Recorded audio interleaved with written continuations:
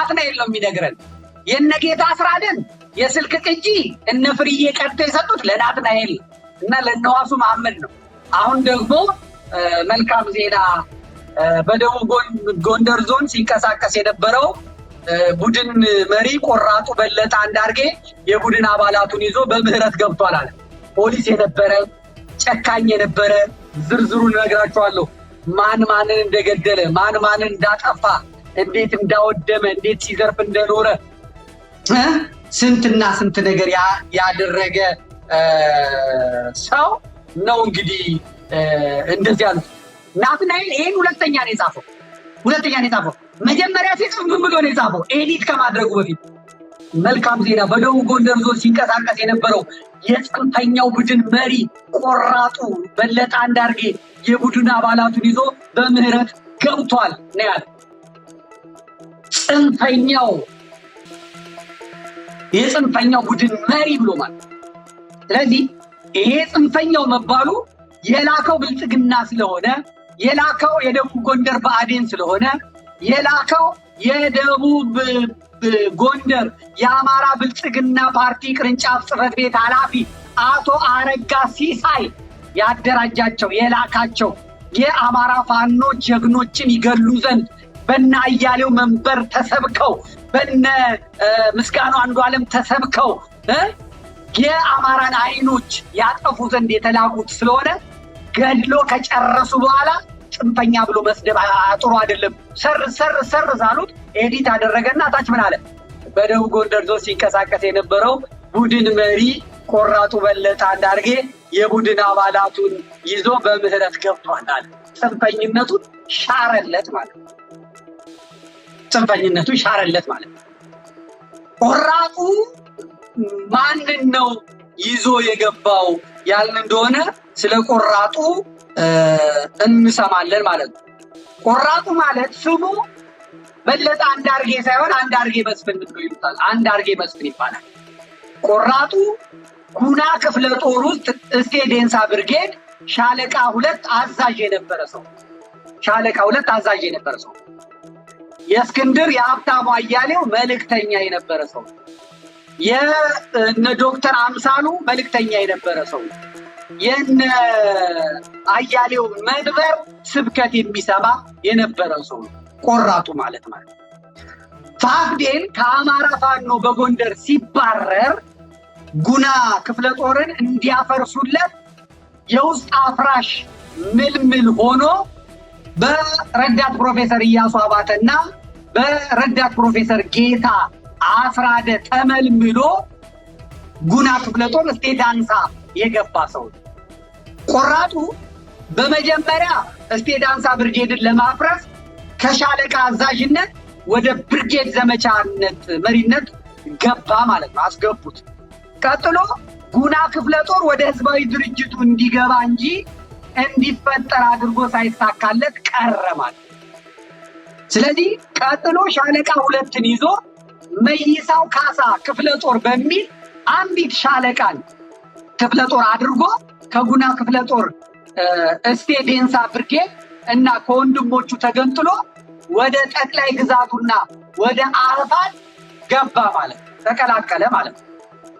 ከእስቴ እስከ ጋይንት ወለላ ባህር ባለው ቀጠና ከጸዳሉ ከአማኑኤልና ከፋፍዴን እና ከአርፋድ አሽከሮች ከኢያሱና ከጌታ አስራደ ጋር ተቀናይተው እስቴን፣ ምክሬን፣ ተዶዬን፣ አጎናን፣ ስማዳን፣ ወለላ ባህር ቀጠናዎችን የግጭት፣ የትርምስ፣ የዝርፊያ ቀጠናዎች አደረጓቸው።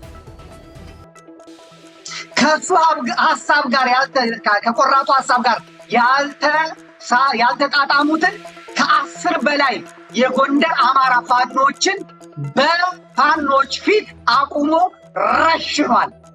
በደም ይፈለጋል። ከነ ቤተሰቦቹ ከነዘሩ በደም ይፈለጋል። በደም ነው የሚፈልጉት። ከፍ ያለው ደሴ የተሰዋበትን ውጊያ ከጸዳሉ ከኢያሱና ከጌታ አስራደ ጋር አብረው ቁጭ ብለው ያቀዱ፣ ያወጡ፣ ያወረዱ ናቸው። በመጨረሻም ቀጠናው ላይ የተሰጠውን ተልዕኮ ሲፈጽም ከፈጸመ በኋላ ወደ ላኪዎቹ ገብቷል። በሚገርም ሁኔታ ከሞት ነው ያመለጠው። ብልጽግና ራሱ ሞተር ብስክሌት ልኮ ነው ያስወጣው። 17 ልጆች ነበሩት። እነሱም እስቴ ዴንሳ ብርጌድ በአማራ ፋኖ በጎንደር በሀብቴ እና አሁን አፋ ብሃ የሆነ አሁን የተቋቋመው ድርጅት የጎንደር ተቀላቅለዋል። ተታኩሰውት ነው ያመለጣቸው። ተታኩሰውት እንዲህ አይነት ነገር ነው የተደረገው። በጎንደር ባህል የሌለ ጎንደር የሚታወቀው እጅ በመስጠት አለ። ጎንደር በመስጠት በክደት አለ። ጎንደር በመስጠት የሚታወቀው በቴዎድሮስ ነው። እንደ አፄ ቴዎድሮስ መሆን ያልቻሉት እንደ አፄ ቴዎድሮስ እንሆናለን ብለው የሚያወሩት አገኘሁ ተሻገሮች ናቸው። አረቄ የሚጠጡ እንኳን ጥይት ሽጉጥ ሊጠጡ ቀርቦ ፈሪ የጎንደር ቀጠናን ያስለቀሰ ያደማ ሽፍታ ዘራፊ አፄ ቴዎድሮስ በጠላት እጅ አልወድቅም፣ ሀገሬ መሪዋ ተማረከ አላስብልም ብሎ በመቅደላ አፋፍ ላይ የራሱን ሽጉጥ ሲጠጣ አይቶ አማራ ያልሆነው ጎንደሬ ያልሆነው ፌክ ጎንደሬ ፌክ አማራ የአማራ መከራ የሚያበዛው አገኘሁ ተሻገር ነው እንጂ የአፄ ቴዎድሮስ ልጆች ያስታውቃሉ ማለት። ሌላው ዋናው ነገር የመጣው ምንድነው? የአማራ ፋኖ ብሔራዊ ድርጅት ተመሰረተ። ምንድነው የሚሉት እነሱ?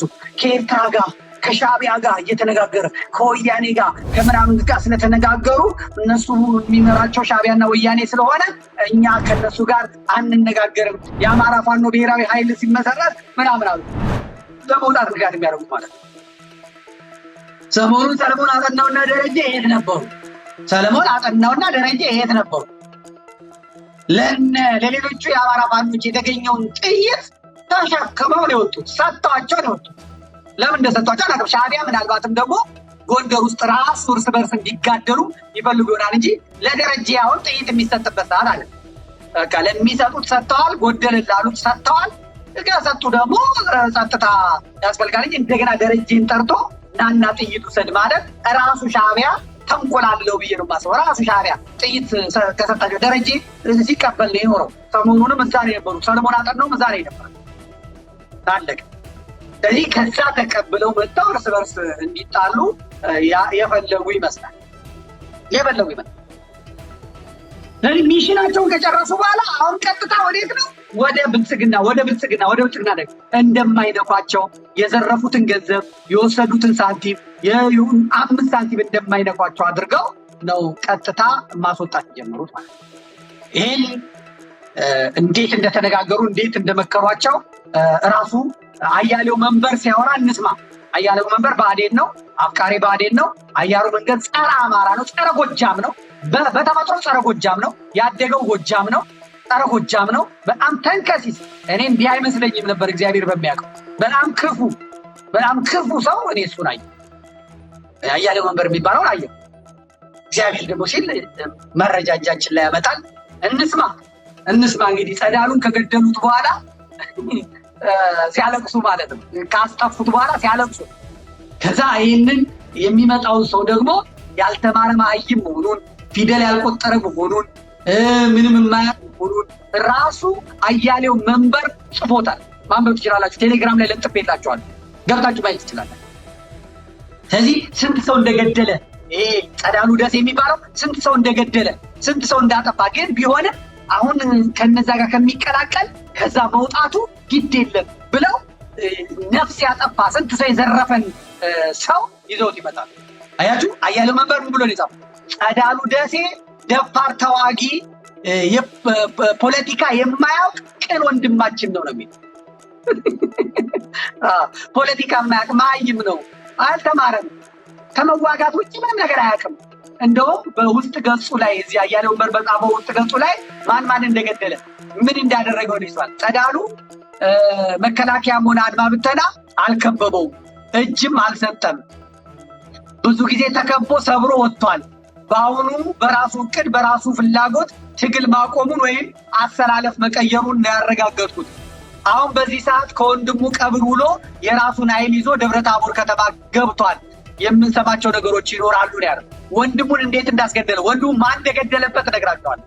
ወንድሙ እንዴት እንደተገደለ፣ ወንድሙ ስንት ሰው እንደገደለ፣ ወንድሙን እንዴት ትግል እንዳስገባው፣ ወንድሙ እንዴት እንደደፉት እነግራቸዋለሁ። ዋናው ነገር እንዲህ ያለ ጀብደኛ ተኩሶ የማይስት ተዋጊ ምን ያህል ትግሉን ቢገመግመው ነው እንዲህ ያለ ውሳኔ የሚወስነው?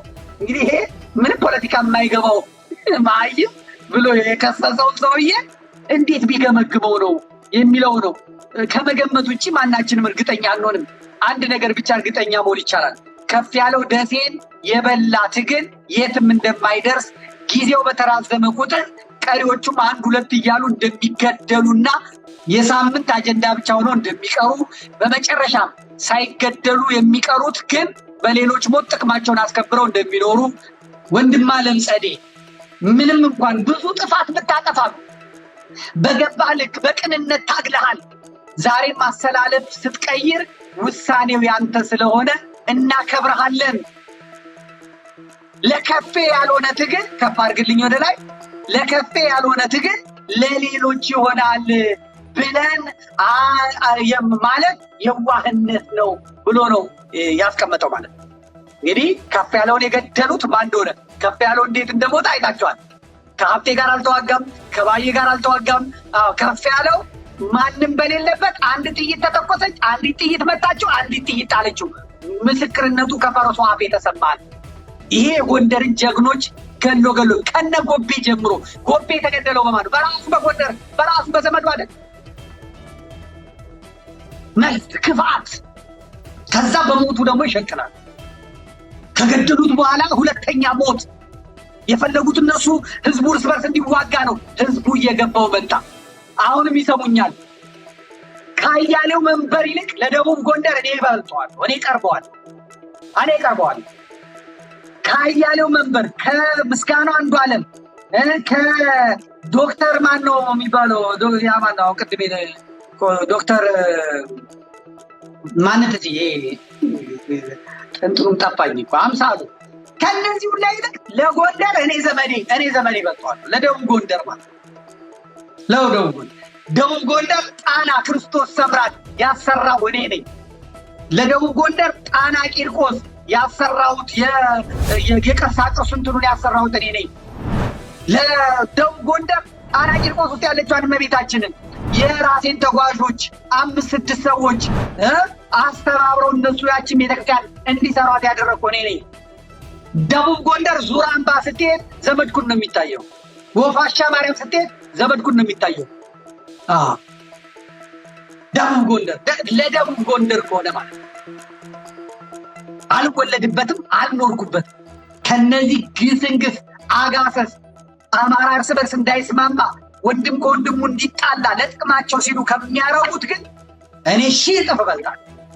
ከፍ ያለው ደሴ የተገደለው ከነ ሀብቴ ወንድሞቹ፣ ከነ አባቶቹ፣ ከነ አርበኛ መሳፍን፣ ከነ ወንድሞቹ፣ ከነ አርበኛ ባዬ ጋር እንደ ሀብቴ ወልዴ ሊያመልጠን ነው በማለት በብልጽግና ኃላፊው በማን ሲሳይ ነው ያልኳችሁ፣ በይርጋ ሲሳይ ዳንኤል ክብረት ነው ያስመረጠው። ይርጋ ሲሳይን በይርጋ ሲሳይ አማካኝነት በእነ እንትና ሰበካ የተገደለ ነው። እንስማው። ቀጥል አምጣው። ጸዳሉ እንዲገለው የተደረገበት ምክንያት የሰሜን ጎጃምን አጀንዳ የተቃወመ ሁለተኛ ሰው እሱ ብቻ ስለነበረ ትንሽ ወደኋላ ጸዳሉ እንዲገለው የተደረገበት ምክንያት የሰሜን ጎጃምን አጀንዳ የተቃወመ ሁለተኛ ሰው እሱ ብቻ ስለነበረ ነው። መረጃ ግን የተሰጠው ከባህር ዳር ሲሄድ ለጸዳሉ በዚህኛው በኩል ነው። ዶክተር ይልቃል የሚባል ደንቆሮ ሰሜን ጎጃም የሚባል ዞንን ሲያዋቅር ምክር ቤቱ ባልተሟላበት ሁኔታ ሁለት ሰዎች ተቃውመውታል። አንደኛው ጸዳሉ የገደለው ወርቅነህ ንደግ ነው እንዲገለው የተደረገው።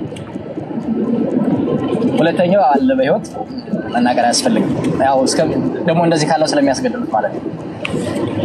ከዛ በኋላ ባህር ዳር ላይ የወልቃይትን ኬዝ ይዞ የነበረው ውጥር አድርጎ ይዞ ሌት ተቀን ሲደማ የነበረው ብአዴን በሚል ነው ቀጥቅጠው የገደሉት። ያን የመሰለ ቅን ሰውና ታታሪ ሰው። አብዛኞቻችሁ ግን ብአዴን ተገደለ እያላችሁ ነበር የምትጨፍሩት።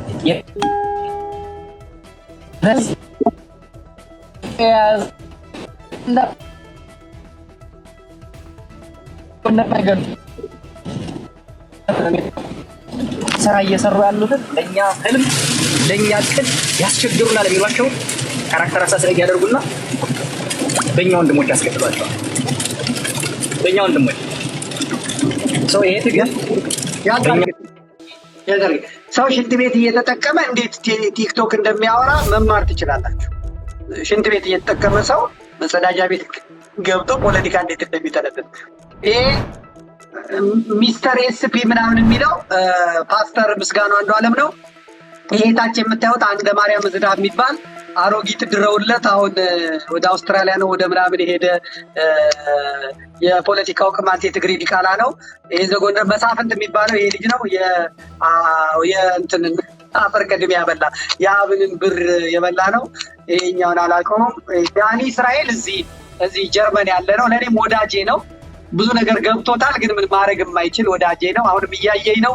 እዚሁ ፍራንክፈርት አካባቢ ያለ ነው። ባለፈው እንኳን እርዳታ ለጎንደሮች ሳሰባስብ ለነዛ ለተጎዱት ያደረገ ነው። አያሌው መንበር የምታውቁት ነው። ግን መጸዳጃ ቤቱ ነው ማውራት ጥሩ አይደለም።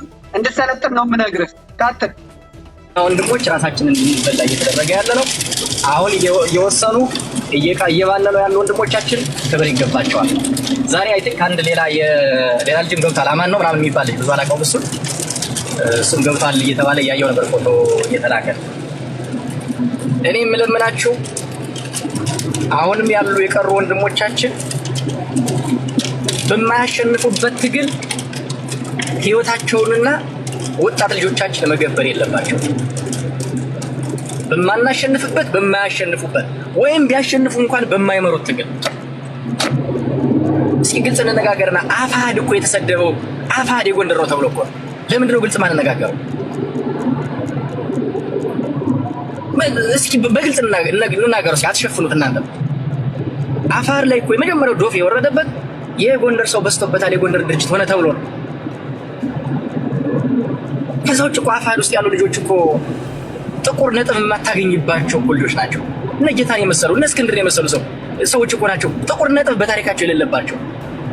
እነ ደረጀ በላይን የመሰሉ እድሜያቸውን ሁሉ ለትግል ያበረከቱ እነ ሰለሞን አጠናን የመሰሉ እንከን ጉድፍ የማትፈልግባቸው ሰዎች እኮ ናቸው።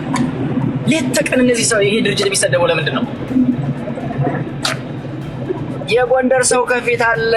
ስብስቡ ለጎንደር የሚጠቅም ነው ወይም ጎንደሮች በዝተውብናል ነው። በግልጽ ቋንቋ መነጋገር አለብን። በግልጽ ቋንቋ መነጋገር አለብን። ከዚህ በኋላ እኔ እስካሁን ተናግሬው አላውቅም። መናገር ስለማልፈልግ ነው። ድርጅቱ ስለሌለ ድርጅቱ ደጋፊም ስላልሆንኩኝ አልናገርም። በድርጅቱ ሰበብ ግን ጎንደር እንዲገደል ግን አልፈልግም። መግለጫ ሲወጣበት በድርጅቱ ሰበብ የጎንደር ሰው እናጥፋቸው እናውድማቸው ሲባል ድርጅቱ ካልተከላከለላቸው ድርጅቱን ነው መታከል። እኔ እናገረዋለሁ እያለሁ አንተ ማትናገረው እኔ እናገረዋለሁ። ችግር የለም። ታንኪው። እኔ እየፈራሁኝ ነው የድርጅትን ስተች ደግሞ ሌላ ነገር እንዳይለው ብዬ ነው። እና ዋናው ነገር ግን ምንድን ነው ወገኖች፣ አንዳንዶቻችን እንደ አጋጣሚ ሊሆን ይችላል ወይ ደግሞ በሆነ ሁኔታዎች በፈቀዱልን መጠን ሊሆን ይችላል ቀድመን ነቅተናል። ከዚህ መድረክ ከፖለቲካ ሜዳው እንድንወጣላቸው የሚፈልጉት እኮ እኛን ነበረ።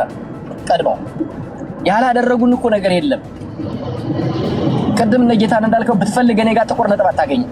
የፈለገ ነገር ብታመጣ ያልተባልኩት ነገር የለም። ለምንድን ነው የሚዘመትብኝ? እኔ ሜዳውን አልለቅም። ስለማውቃቸው ሜዳውን ለሌባና ለጭበርባሪ ለቅቄ አልወጣም። ያን ስለሚያውቁ ግዴታ እኔ ላይ ዶፍ ነው ያወርዳል። እኔ ብለቅ ቀጥሎ የሚመጣው ከኔ በኋላ ያሉት ላይ ነው። አይ ነው ዛሬ። ስለዚህ እኔ ሸከመዋለሁ። ሌሎች ወንድሞቼ ግን ቢያንስ ስድቡና ዘመቻው ይቀልላቸዋል በሚል ነው ማልጠፈው። ስለዚህ ሰላወራ ፈልጌ ሳይሆን እንደኔ ብዙዎች እንደዛ ስለሚደረጉ ነው። ለምንድነው እንደዛ የሚደረጉ? አደባባይ ላይ ነው ህይወታችን። የተሰጠ ህይወት ነው ያለው። የተደበቀ ህይወት የለም። አብዛኛው ሴራትና ተንኮል ግን ጠንቅቀን እናውቃለን፣ አበጥረን እናውቃለን። እግዚአብሔር የተመሰገነ ይሁን። ያስተማሩን ይሄንን ነው። ቀረብ ብለን እኛን ብለው አልወድቅላቸው ስንል አንዳንዶችን ጥለው ከዚህ በኋላ ደግሞ ወደ መሳሪያ ወደ አነሳው ምላጭ ብቻ ወደሚስበው ደግሞ ገቡ። ከዛ ውስጥም ትንሽ ነቃ ወዳለው መሳሪያ አነሳው ትንሽ ነቃ ካለ ነገ ስጋታችን ይሆናል። ዛሬ ደራና ፎገራ የተገደሉ ልጆች እኮ አፋር ሊገቡብን ይችላሉ ተብሎ እኮ ነው። ምን ልንገራችሁ ሚስጥሩ ነው። ከነ ሳሙኤል ባለድል ጋር አልተግባቡም። ከፌል በመግደል ሂደት ውስጥ ኃይል ላኩ ተብለው አልክም ብለዋል። አልክም ብለው አርፈው ተቀመጡ። ለደረጀ ሲሆን በመሳሪያ ሳበው አስልኳቸው 200 ሰው 150 ሰው ልጆችን ጨፈጨፏቸው። ለደረጀ እንደሆነ ያውቁ አይልኩ ነበር። ይሄን አይ ነው ዛት። ስለዚህ ምን ማድረግ አለባቸው? ኃይል ማዳከም አለባቸው። ትውልድ ማስገደል አለባቸው በመሳሪያ በምናምን ነው።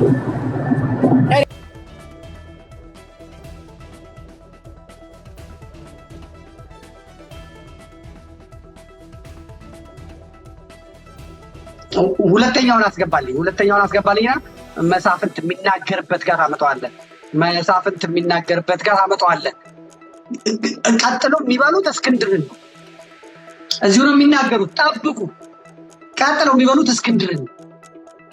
ይሄው መሳፍንት ይናገራል። መሳፍንት ባዘዘው ይናገራል። ለታሪክ አስቀድሞ እግዚአብሔር ስለሚያስቀምጠው መያዝ ነው። እዚህ ላይ ዳኒ እስራኤል አለ እየሰማህ ነው።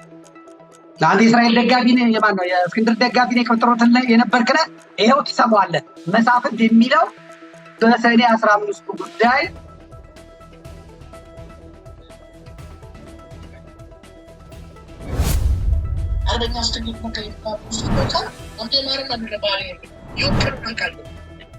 ልክ ስንተኛው ደቂቃ ላይ መሰለህ?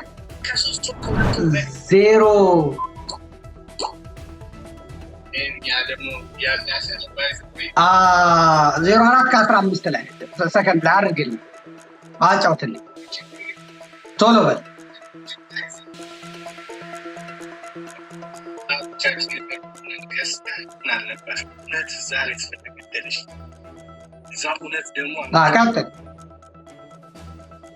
ደግሞ እኮ ያወራል።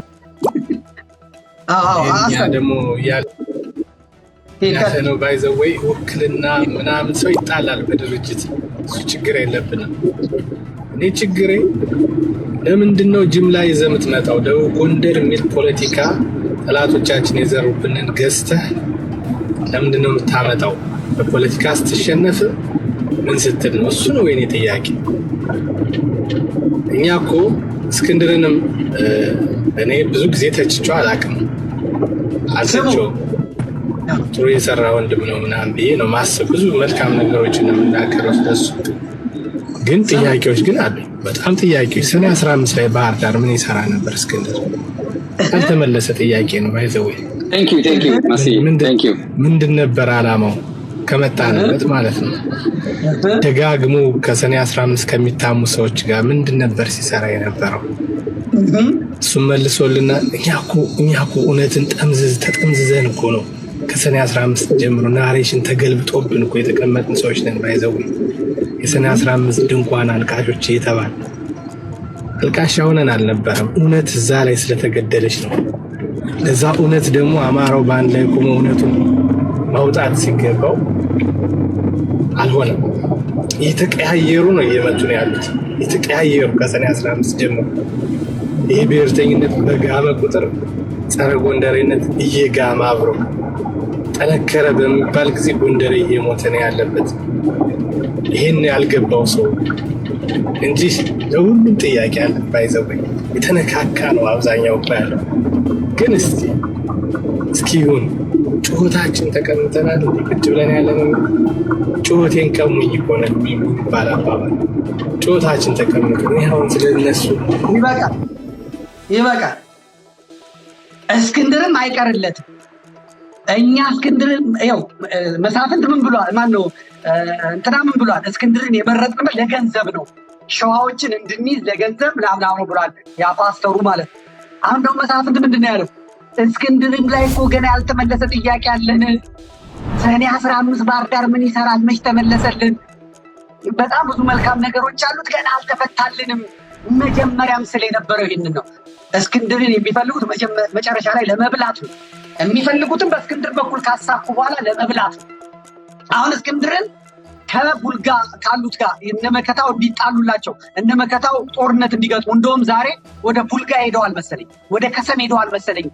ጠንቋይ አለ፣ ያ ጠንቋዩ በዚህ ቀን ነው የምትገቡት ስላችሁ ነው የምትገቡት ብሏቸው ሄደዋል መሰለኝ። የሚያልቁት የወንድምና ያክስት ያጎትና ምናምን ይሄን የሚያደርጉት እና እያሌው መንበር ናቸው። በእስክንድር በኩል እነመከታውን እና ቤጢሞን አዘው ይሄን የሚያስደርጉት እነሱ ናቸው። ነገ ብዙ ደም ሊፈስ ይችላል። ትሰማላችሁ? ሸዋ ውስጥ ትሰማላችሁ። ማንም ግን አይተርፍም፣ ማንም አይወጣም። ምናልባት እስክንድር ፓስፖርት አለው ይወጣል። ከዛ በኋላ ሸፍነው ወደ አሜሪካ ሊሄድ ይችላል። እስክንድር አሜሪካን ቢሄድ ግን የሚሞተው የሸዋ ሰው፣ የጎንደር ሰው፣ የጎጃም ሰው እናቱ ሆድ ቢገባ አያመልጥም። ይህንን ሁላ ህዝብ አፋጅቶ ማለት አፋጅቶ። ስለዚህ ጸዳሉ ደሴ እንዲገል ብአዴኖች እንዲገል ያደረጉት ጎጃሞች ላይ አሁንም የጎጃምና የጎንደር ትርክት አምጥተው መርዝ ለመትከል ህዝቡ ግን ቀድቧቸዋል። ህዝቡ ነቅቷል። ጸዳሉ ደሴ ማን እንደሆነ እንመልከቱ። ተናግረናል። ከዚህ በፊት ተናግሬያለሁ። አንተ የጎንደር ጀግና አሳዳጅ፣ አንተ የጎንደር እንደዚህ ምናምን። እኔ የማውቀው ጎንደሬን የሚዘርፍ አይደለም፣ ባንክ የሚዘርፍ አይደለም፣ ባንክ የሚያራቁት አይደለም። ከሴቶች ጆሮ ላይ ጉትቻ የሚሰርቅ የጣት ቀለበት የሚያወጣ ወርቅ ቤት ያላቸውን ተች ስክሪኖች የሚዘርፍ ባንኮችን አራቁቶ የጨረሰ በዘመዶቹ በወንድሞቹ በአጎቶቹ ያከማቸ አማራን በማስለቀስ አማራን በማሳሰል የአማራ ፋኖን ህዝብ እንዲጠላው በማድረግ ያደረገ ባለ ትዳር ሴቶችን ሲያነውር የኖረ ባለጌ ስዳደግ በጣም በድፍረት ነው የምናገረው። ጎንደርን አይወክልም፣ አፄ ቴዎድሮስን አይወክልም። የአፄ ቴዎድሮስ ዘርም የለበትም። ይሄ ዲቃላ ነው። ይሄ ጎንደር ምድር ውስጥ የተወለደ ጎንደር የሚመስል ጉደሬ ነው እንጂ ጎንደር ያለ የጎንደር ባህልም አይደለም። ይሄን ስናገር በኩራት ነው የምናገረው፣ በድፍረት ነው የምናገረው። ጎንደር ባለማተብ እኮ ነው የሚባለው። በማይደራደር ፈጣሪውን የሚያውቅ ሁሉን ነገር ከእግዚአብሔር በጸሎት መልስ የሚያገኝ እኔም ማቆ ጎንደሬ ይሄንን እኔም ማቆ ጎንደሬ አፄ ቴዎድሮስን እነ ገብርዬን እነ ጎቤን ነው ማቆ ጎንደሬ ማለት ነው። ለግለሰብ አሽከር የማይሆን ማይነዳው ሊድን ይችላል። አሁን ዘርፏን አጋድሏል፣ ሽልማት ሊያገኝ ይችላል። አያመልጣትም፣ የትም አያመልጥ። እንኳን እሱ ንጹሐን ነን የሚሉት ፋኖች በሰሩት ወንጀል ነገ ይጠየቃሉ። ንጹህ ነኝ ብሎ አሁን የሚያስብ ካለ ማለት የሚያስብ ካለ ግፍ የሰራ አያመልጥም። ጸዳሉ ደሴ ማለት የአማራ ፋኖ ህዝባዊ ድርጅት ጎንደር ጠቅላይ ግዛት እዝ ጀነራል ነጋ ተገኝ ክፍለ ጦር አዛዥ የነበረ ነው።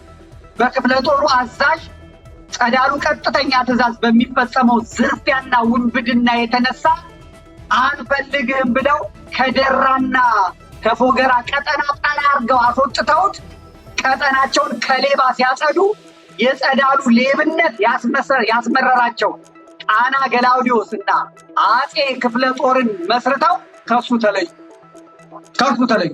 ከዚህ በኋላ ጎንደር እዝ ከአማራ ፋኖ በጎንደር ጋር ሲዋሃድ አንድነቱ ለሌብነቱ አመቺ እንዳልሆነ ሲረዳ ከአፈንጋጮቹ ጎራ ተሰልፎ ጠቅላይ ግዛት እዝ የሚባለውን ደረጃ የሚመራውን በእስክንድር ስፖንሰርነት ተመሰረተ። በአፋድ ስር በሚገኘውና በጎንደር ጠቅላይ ግዛት ውስጥ ሆኖ ከዓለም በር እስከ ዓለም ሳጋ የሚገኘውን ቀጠና ይዞ ከፍተኛ ዝርፊያና እገታ ሲፈጽም ቆይቷል።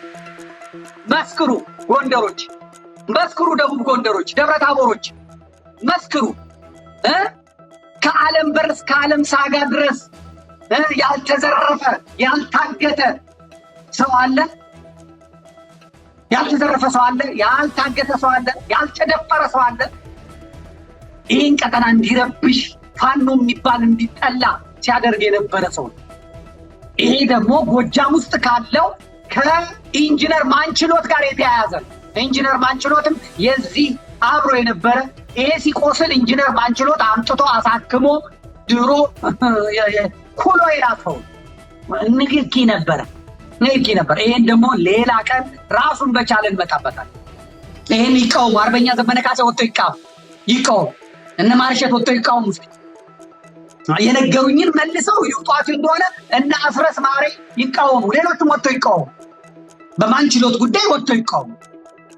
ማንችሎት ከዚህ ጋር ሲናበብ የነበረ በሶማሌ በኩል ገባ የተባለ 100 ሚሊዮን ብር አጠፋ የተባለ የባህር ዳር ባለሀብቶችን ከዚህ ከአማኑኤል ጋር ሙልጭ አድርገው የበሉ የዘረፉ ናቸው። ይጠየቃል። ነገር የአማራ ፋኖ በጎጃም ውስጥ ያለ ሌባ ገና ይጠየቃል። በቀደም ተስፋዬ ወልደ ስላሴ ኢንተርቪው ሲያደርግለት አይቻለሁ። እሱ ንጹህ መሆኑ ነው፣ እሱ ጥሩ መሆኑ ነው ብሎ ነገር ይጠየቃል። ማናቸውም ይጠይቃል። ይሄ በዝርፊያ እያገላጠስ ቢቆይ በኋላ የአማራ ፋኖ አንድነት በጎንደር ኮሮችን ሲያዋቅር ሜጀር ጀነራል ውባንታ አባተ አንደኛ ኮር ተመሰረተና ቀጠናውን ከሌባ ማጽዳት ሲጀመር በጸዳሉ አማካኝነት የምድር ሲኦል ሆኖ የከረመው ቀጠና ከዚያም ቀጠና ሲባረር በሮ ታች ጋይንት ከፍ ያለው ደሴ ጋር ሄዶ ተደባለቀ ማለት ነው። እዛ ተደበቀ። ታች ጋይንት ወለላ ባህር ላይ ከጌታ አስራደና ከኢያሱ አባተ የፋፍቴን ድብቅ ብልጽግናዊ እሳቤን ሲጠጣ ከርሞ አንደኛ ኮር ላይ ትንኮሳ እንዲፈጽም ገፋፍቶት ከፌን እንዴት አስበላው። ከፌን አስበላው። ይሄ ገፋፍቶ ተንኩሶ እንዴት እንደዚህ ትባላለህ ብሎ ጃስ ብሎ ሄደ አስበላው ማለት ነው። ባይጣም ህይወቱን ያሳጣ ጦርነት አድርጎ በሽንፈት አጠናቀቀ። በመጨረሻም ፋኖን ከህዝብ ለመነጠል መንግስታዊ አጀንዳውን ፈጽሞ የተሰወረ ጭምብሉን አውልቆ እውነተኛ ማንነቱን ገልጦ እጁን ሰጥቶ ለብልጽግና ገብቷል። ብልጽግናም በዘረፈው ልክ ብአዴን በገደለው ልክ ባጠፋው ልክ የአበባ ጉንጉን ሰጥቶት ውሮ ሸባዬ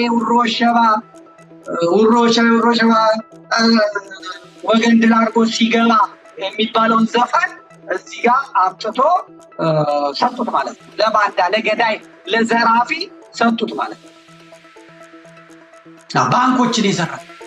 ወንድሙ ዘመን ደሴ ይባላል። የሞተው በተከፈተ ጦርነት ነው የሞተው። እሱ የዚህ ወንድም እንዴት ጸዳሉን ተናገራችሁት፣ እንዴት ከሌን ተናገራችሁት፣ እንዴት ማክሴን ተናገራችሁት እያለ የአማራ ፋኖችን ይገድል ይረሽን ያጠፋ የነበረ ነው። በኋላ እነዚህ ሲሸሹ እነሱም ሲሸሹ ጦርነት ገጠሙ። ፋኖቹ እንዴት አሳልፋችሁ ልትሰጡን ነው ወይ ብለው ጦርነት ገጠሙ። የራሱ አጃቢዎች ማለት ነው። ከዛ ወስደው አፈር ከደቻ ያበሉት፣ ወንድሙን ገደሉት።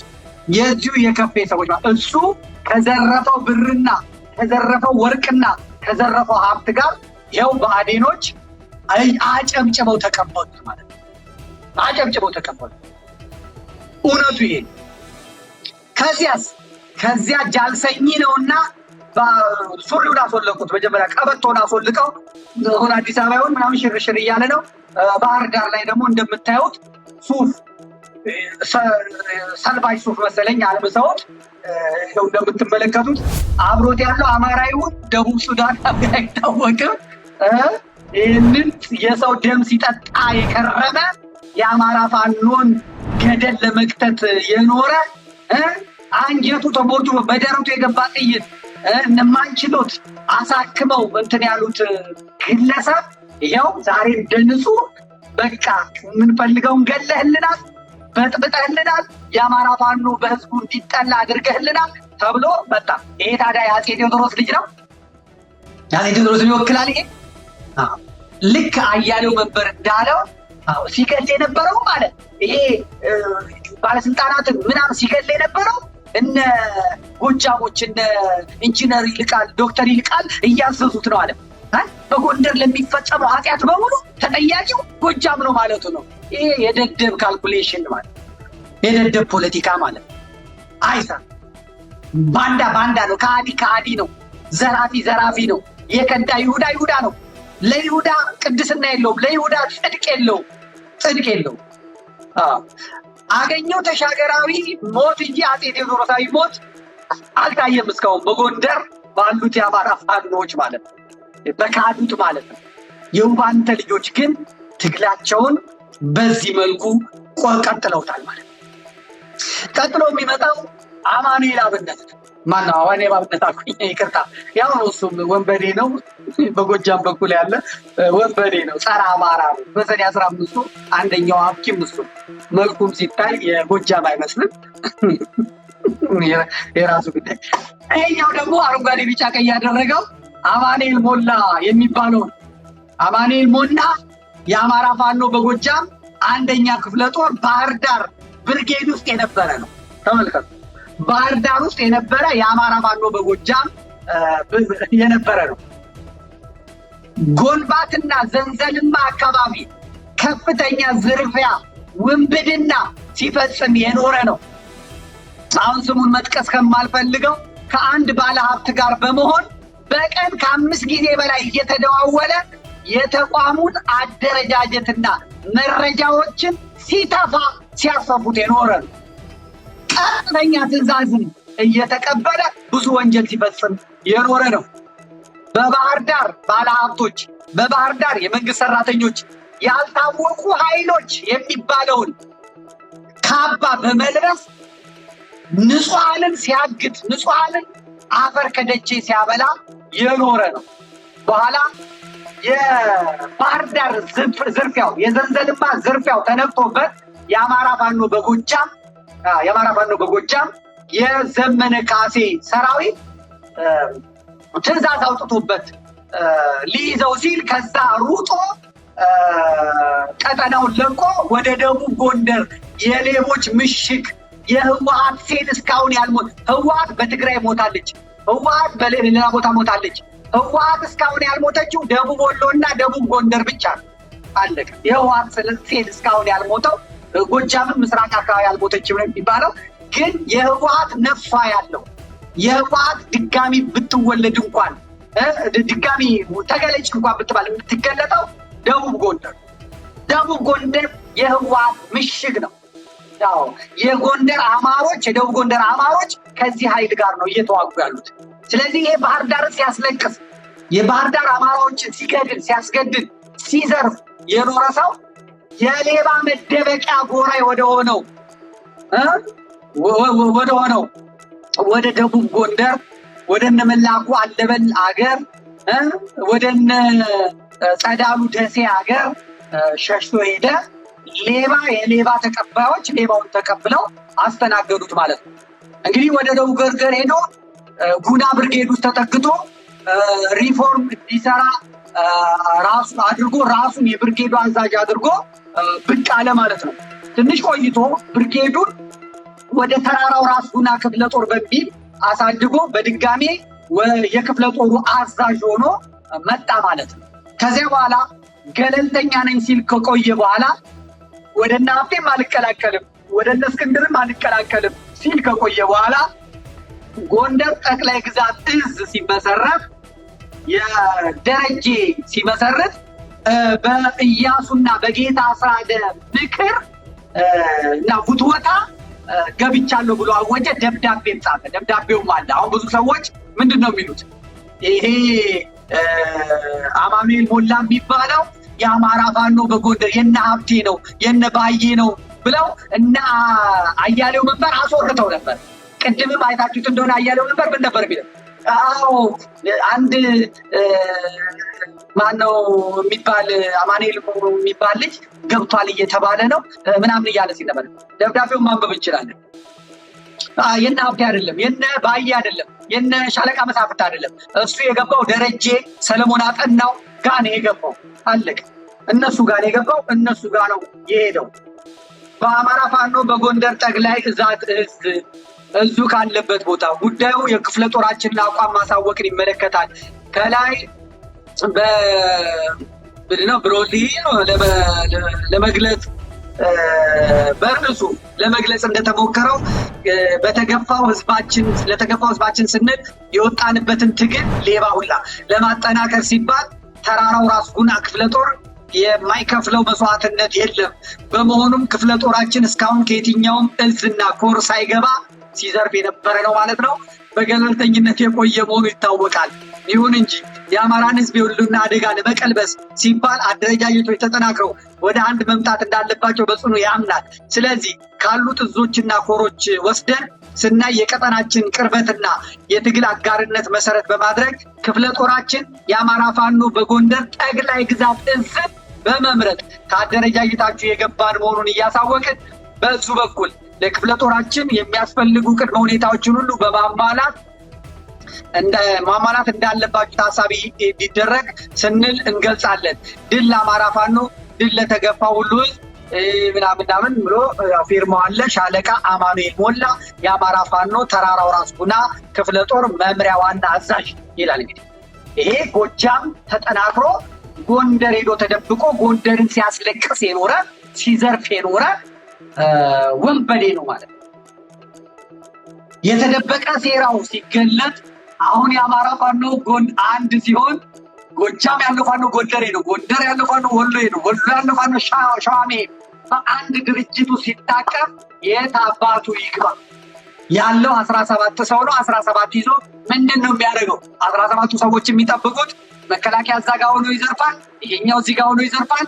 ህዝቡ በፋኖ ተማረር እንዲሉን እነ ጸዳሉ ደሴ እኮ ሲዘርፉ እኛ ፋኖ ነን፣ እኛ ፋኖ ነን፣ የአማራ ፋኖ ነን፣ የጎንደር ፋኖ ነን እናንተ ቤታችሁ ላይ ያሉ የሚሉት ህዝቡ ፋኖ ፋኖ ፋኖ ፋኖ የሚለው እንዲጠላ እንጀራ ጋግረው እንዳይኖሩ ያደረጉ ኦዳሞች ስግብግቦች። እንግዲህ ይሄ የተደበቀው ሴራ ሲገለጽ በሌሊት ነው ሽፋን ተሰጥቶት ባህር ዳር የገባው። ባህር ዳር ነው የገባው። ተመልከቱ። ባህር ዳር ሲዘርፍ፣ ባህር ዳር ሲያስለቅስ ነው የኖረው። እራሱ ብአዴን እራሱ የሚያጸዳውን ህዝብ ሲያጸዳባቸው፣ የሚዘርፈውን ህዝብ ሲዘርፍባቸው፣ የሚያስከፍለውን ህዝብ የሚታገተውን ሲያሳግትበት ቆይቶ አሁን በመጨረሻ ደግሞ አዳነው። ለምን? ሰራዊቱ ሲነቃበት እንደሚገባ ሲያቅ ሌሊት ተነስቶ ከክምር ድንጋይ ተነስቶ ደራ ሐሙሲት ድረስ በእግሩ ተጉዞ ነው የገባው።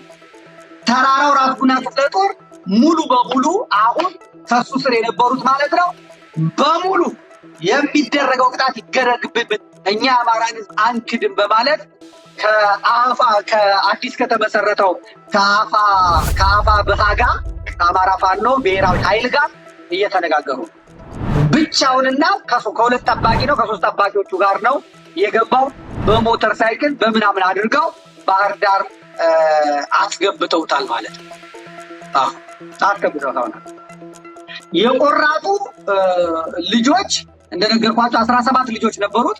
17ቱም ልጆች እነሱም ስቴዲየም ብርጌድ ፋኖ ውስጥ ገብተዋል፣ ተቀላቅለዋል። ሌላው አድማሱ ዋሴ ነው የሚባለው። አድማሱ ዋሴ ይባላል። አድማሱ ዋሴም እንዲሁ የነበረ ነው። አድማሱ ዋሴ ይባላል። የአፋር ጠቅላይ ግዛት ጋፋት ክፍለ ጦር ውስጥ የነበረ ነው። በጋሳኝና በእስቴ በደብረ ታቦር መካከል በተለይ ሐውዘትና ዋዶ አካባቢ ከፍተኛ እገታ ሲፈጽም ህዝብ ሲያማርር የቆየ ነው። አንድም ቀን መሳሪያ ተኩሶ አያውቅም። የሚውለው አረቄ ቤት ነበር። የፋርጣ ወረዳ የአንዱ ጽሕፈት ቤት ሹፌር የነበረና አለቆቹ ጉዳይ ሰጥተው ፋኖ ውስጥ የከተቱት በአንዳንድ በመጨረሻም ተልእኮውን ፈጽመሃል ተብሎ ወደ እንትኑ ገብቷል ማለት ነው።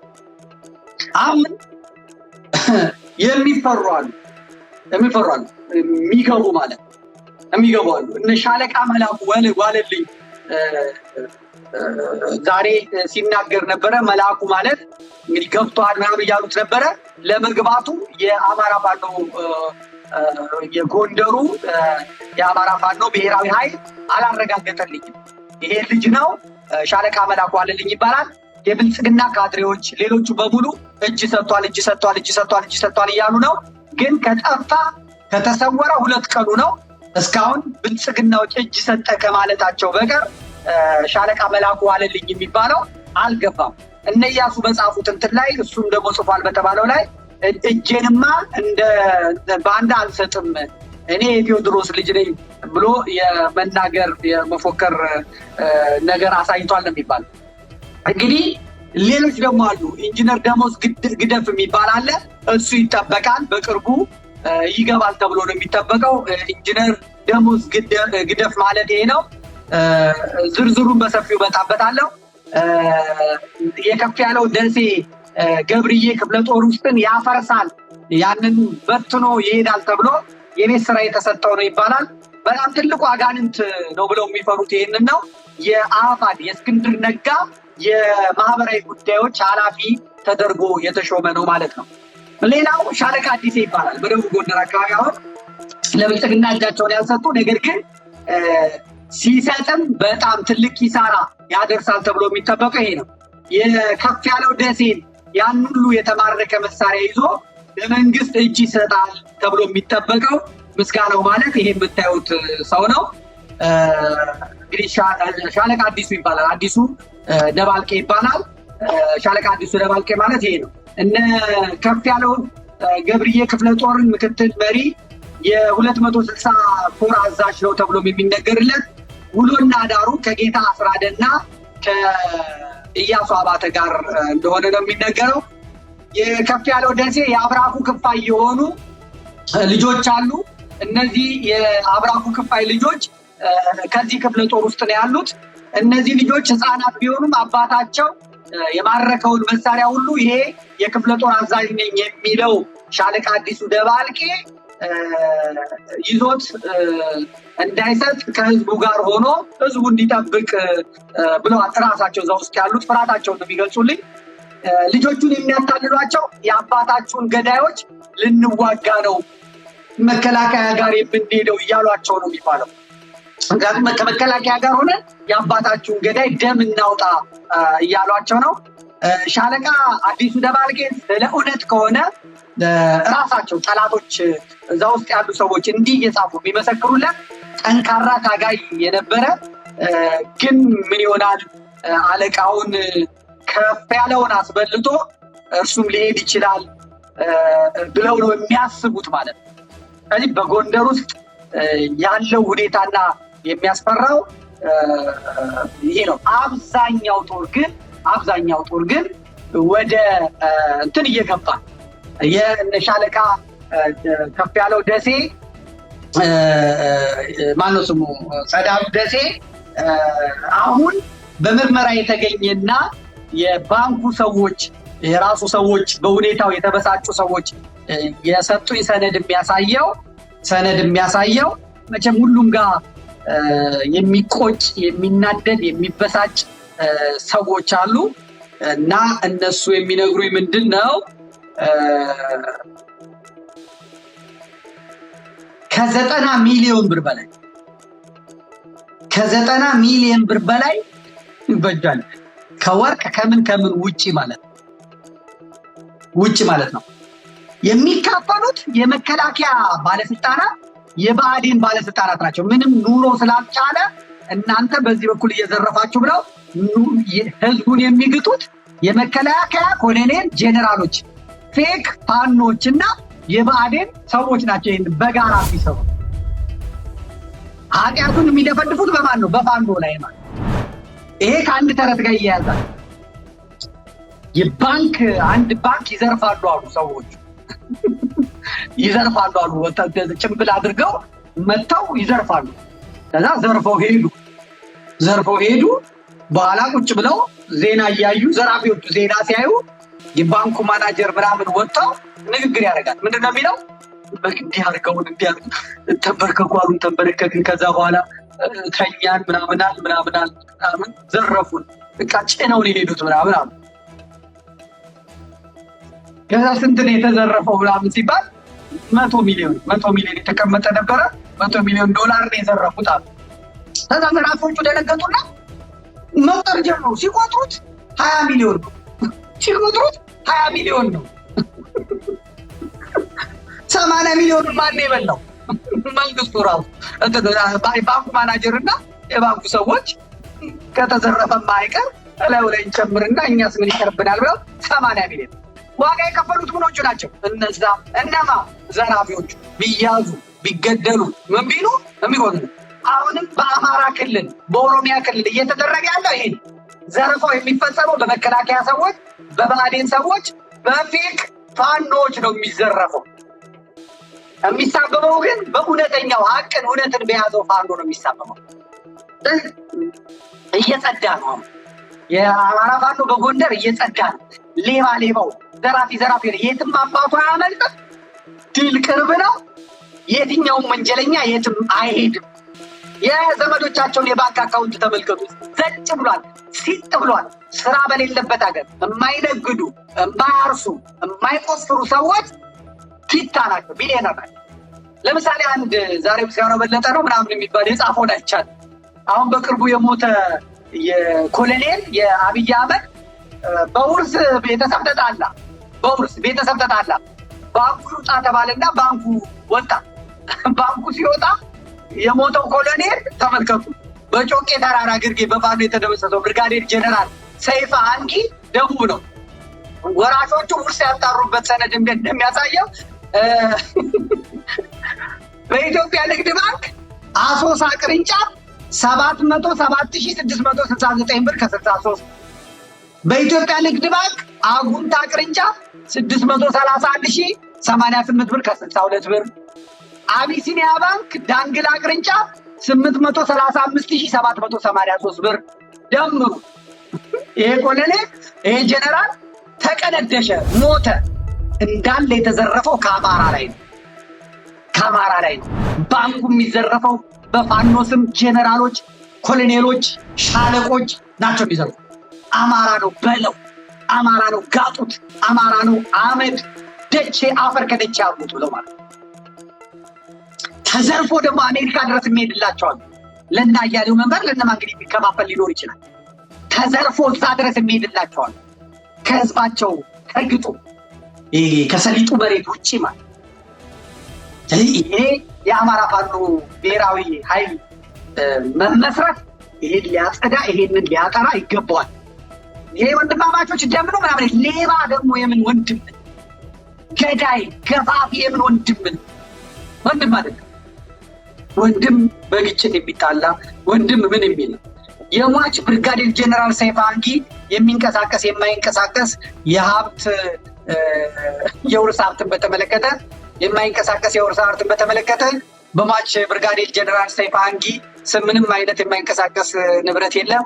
የሚንቀሳቀስ የውርስ ሀብት ንብረትን በተመለከተ በሟች የብርጋዴር ሰይፈ አንጊ ስም በኢትዮጵያ ንግድ ባንክ አሶሳና ቅርንጫፍ ሂሳብ ቁጥር የባንክ ሰዎች ይህንን ሂሳብ ከፍታችሁ ይዩት።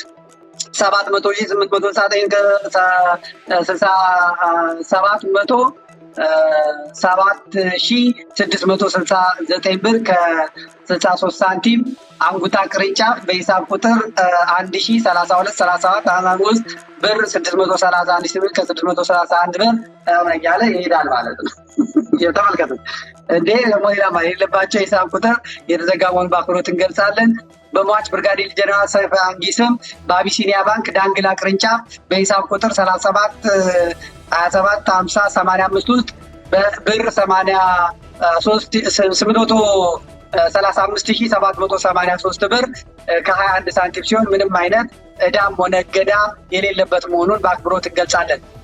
ሟች ብርጋዴር ሰይፈ አንጊ የውርስ ሀብት ባለድርሻን በተመለከተ ሟች ብርጋዴር ጀነራል አንጊ በኢትዮጵያ ንግድ ባንክ አሶሳ ቅርንጫፍ ቅርንጫፍ አለቀ። አማራ እየተጋጠ ያለው እንዲህ አይነት ደሃ ጀነራሎች፣ እንዲህ አይነት ድኩማን ጀነራሎች፣ እንዲህ አይነት የተራቡ ጀነራሎች ብሉት፣ አማራን ጋጡት። ልክ ትግሬን ጋጡት እንደተባለው አማራን ጋጡት፣ ብሉት። ብአዴን የፈቀዱ ባንክ ነው የሚቀመጠው። የአንድ ብርጋዴር ጀነራል ደሞዙ ይታወቃል፣ ሀብቱ ይታወቃል። በእገታ ባለሀብቶችን በማስጨነቅ አማራ ራቁቱን ለማስቀረት የሚደረግ እነዚህ የሌባ ተቀባዮች ሲገሉ ሲዘርፉ ቆይተው ቢሄዱ ከፍርድ አያመልጡ። ይቆይ ይፋቀቅ፣ የፈጀውን ጊዜ ይፍጅ እንጂ ይተፏታል። ስለዚህ ደቡብ ጎንደሮች፣ ጎንደር በአጠቃላይ ጸሎት ተሰምቷል፣ እግዚአብሔር ሰምቷል። አንተ ጥጋበኛ ብትሆንም፣ አንተ ከአምላክ የተጣላ ብትሆንም፣ አንተ ከእግዚአብሔር ብትርቅም የአባቶች አምላክ የአባቶች ጸሎት የአባቶች ምህላ ሌባውን ከመሀል እየነቀለ እያወጣል። ልጆችን ተንከባከብ፣ ምህላው አይቋረጥ፣ ጸሎቱ አይቋረጥ። ይህንን አልኩ። አሁንም ስራ የቀራቸዋል።